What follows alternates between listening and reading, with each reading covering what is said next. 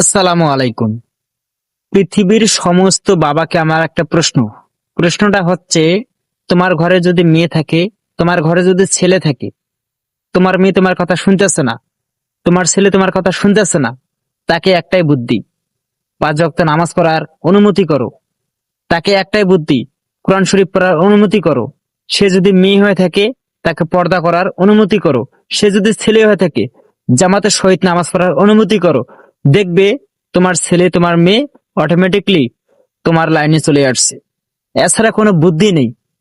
সে যদি ভালো না হয়, তো কখনোই তোমার জান্নাতের গেট খোলা পাইবে না।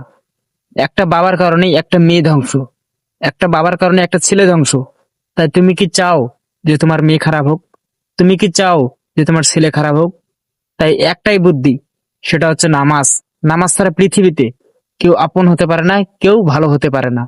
এই নামাজেই সব মানুষকে ভালো পথে নিয়ে আসবে। এটা আমার কথা না, এটা আল্লাহর কথা।